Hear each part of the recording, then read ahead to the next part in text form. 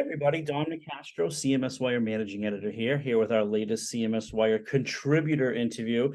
We're going to have Stuart Russell on. He leads Planning Inc.'s strategic growth initiatives and as Chief Strategy Officer. Stuart, how's it going? Very good, thank you. Good to see you. Thanks for having me.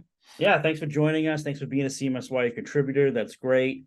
We're going to talk a lot about customer marketing today. That's the subject of your article that runs today on CMSWire.com. But first, we got to get to know the man behind the scenes, Stuart Russell. Tell me about your role and your company. Thank you. Well, so as Chief Strategy Officer, I work with all our clients, helping them use their customer data to drive great initiatives. And my role is in Planning Inc., and we are a first-party data agency. So we work with our clients to help them get full value out of all the customer data that they've built up. And we do that with a range of technology solutions and marketing services. But at the core of what we do is helping clients find new and innovative ways to better connect their customer data. And that drives marketing optimization, business optimization, customer insight, and increasingly, it's the fundamental pillar for AI enablement. So planning, that's what we do, work across B2C, B2B, great clients, great space. And the principles of detection for me tell me that you're not based in the US. Is that true? No, we're London-based, and I myself live in Bath in the UK. All right, sweet. Well, thanks for joining us from across the pond today. CMSWire based in San Francisco. I am actually in New England, Southern New Hampshire, so waving hello from across the pond. All right. So, Stuart, the topic of the article is, about customer marketing, and you reported in this story that 25% of senior customer marketers felt that senior leadership, like only 25%, I should say, valued customer marketing. So let's first talk about the big picture of customer marketing, what it is, and then why aren't more senior leaders kind of getting on board, and what can marketers do about that? Yeah, so customer marketing covers a fairly broad area, and different businesses will call their team slightly different things. There might be pure customer marketing, customer experience management. There's the CRM side of things in B2C businesses as well, which might have a different lilt to the B2B world.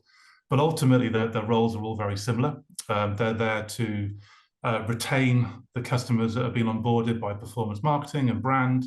They're there to drive long-term value, and they're there to drive great customer experiences. And increasingly, data is obviously incredibly important for that role. And the reporting side of things and how they show to the C-suite their performance and their activity is increasingly important as well. The stat around how customer marketers feel about senior leadership is very interesting, and it comes out of some research that we ran a few months ago. And I think it kind of points to a slight disconnect between how customer marketing are performing and how they're ultimately reporting to the C-suite. And I think that's where this tension is emerging.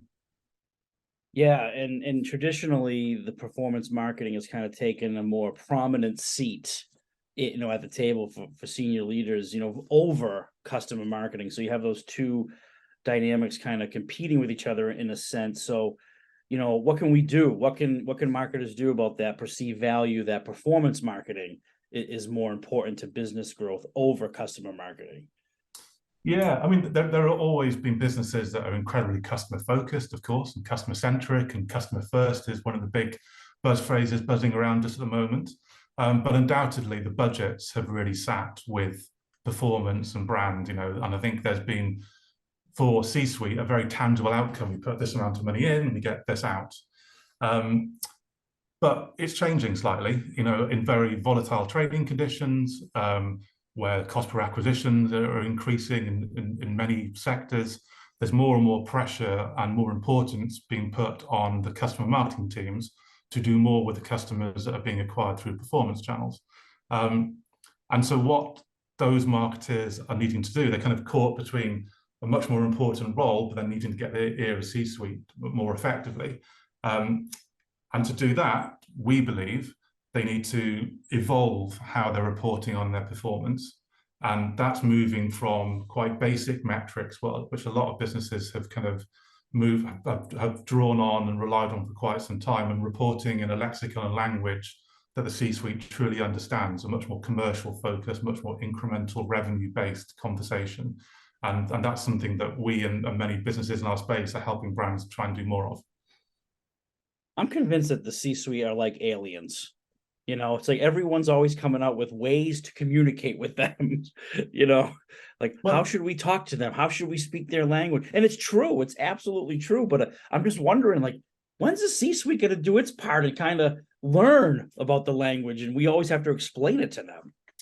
Yeah, they, time-starved individuals who need spoon-feeding in some ways. But I think in many places, our part of the marketing world hasn't helped itself. We've become quite channel focused, certainly in the transformation to the digital world over the last 10, 15 years or so. And I almost think that marketeers in some ways have almost forgotten some of the best practice that is old school, part of the world of direct mail. And as we've moved more and more into rely on email marketing, push marketing, audience targeting on site, paid media, paid social targeting, many of the adopted and accepted rules from that DM world need to be brought forward. But instead, what's been happening is we've been talking about open rates and clicks and engagement, and the C-suite doesn't care about that. They want to see revenue and what are you doing for profit and margin. And I think that's where marketeers need to start remembering those old school tactics and those old school abilities and really scale them up and industrialize them in the world that we're operating now. And, I think there's probably three main areas, really. There's helping C-suite understand the incremental revenue that they're driving. So that's drawing on the old world of DM of target versus control, holding customers back, showing what the true impact is of performance. There's the ability to report on things like profit and margin. So as we're retaining customers and driving repeat purchase, are we doing that in a way that makes commercial sense for the business? So being able to report on that is absolutely crucial when budgets are super tight and markdown and promotion spend needs to be managed effectively. And then thirdly, there's looking at the long-term impact of customer marketing programs, not just looking at the short-term sales cycle of a report on an email campaign, for example. It's what is the overall effect of our email program on positive customer behaviors? And all of that requires, significant investment. But then there's this vicious circle because we're not getting the ear of the C-suite, we're not getting the budget necessarily, so we need to change that status quo somehow. Yeah, it's the age-old challenge of the short-term sales, hitting your quarterly targets, which is what the executives like, and then the long-term impact on a marketing program. Like, give this a little time, give us some patience, and what's happening over the 6-month span, the year-long span, couple years. So exactly. Yeah. Great advice here from Stuart Russell. Great column. We thank you for being a CMSWire contributor. He's part of Planning Inc., and he's a CMSWire contributor who writes regularly for us. Stuart, great advice in here. Thanks for sharing that with our marketing audience and CMSWire.com. Thank you for having me. Great to see you. Have a good one.